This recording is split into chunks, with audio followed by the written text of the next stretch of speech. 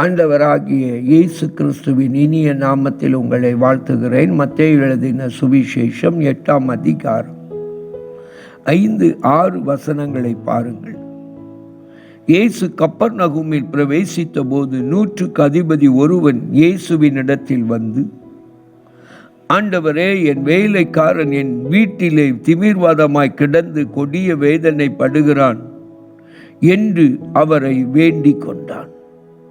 என கண்பானவர்களே, இங்கே ஒரு 100க்கு அதிபதி, ரோம படையிலே இருக்கிற 100 பேர்களுக்கு தலைவனாய் இருக்கிற, 100 வீரர்களுக்கு தலைவனாய் இருக்கிற ஒரு அதிபதி, ஒரு சேனை தலைவன் இயேசுவை தேடி வந்து நின்று அவன் யாருக்காக விண்ணப்பம் பண்ணுகிறான்?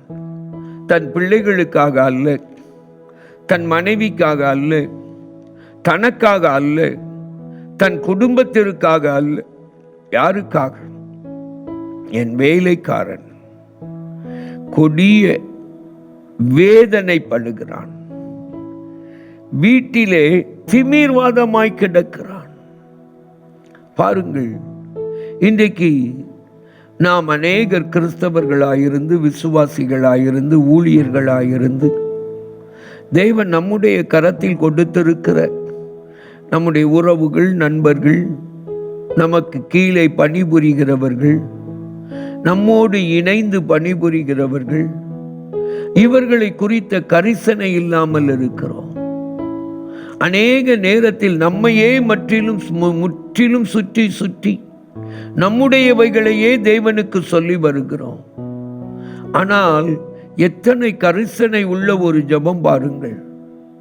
மற்றவர்களுக்காக பரிந்து பேசுகிற ஜெபம் பாருங்கள். என் வேலைக்காரன் அவன் வீட்டிலே திமிர்வாதமாய் கிடக்கிறான்.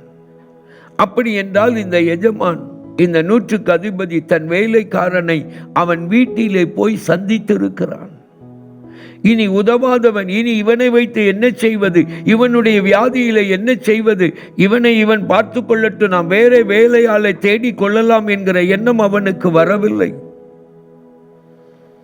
ஆண்டவர் இன்றைக்கும் நம்மிடத்திலே இப்படிப்பட்ட நற்கிரியைகளை, நற்குணங்களை எதிர்பார்க்கிறார்.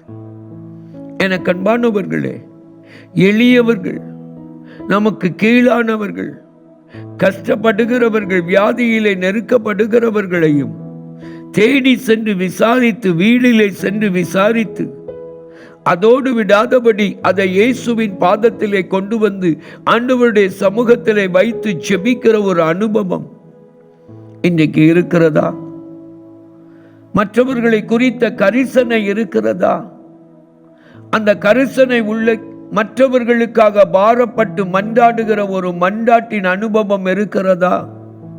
இல்லை என்று சொன்னால் இன்று முதல் நீங்கள் ஆரம்பியுங்கள். மற்றவர்களுக்காக ஜெபிக்கிற ஜெபத்தை, மற்றவர்களுக்காக கரிசனை கொண்டு, ஏழைகளுக்காக, எளியவர்களுக்காக, நெருக்கப்படுகிறவர்களுக்காக ஜெபிக்கிற ஒரு ஜெபத்தை இன்று முதல் ஆரம்பியுங்கள்.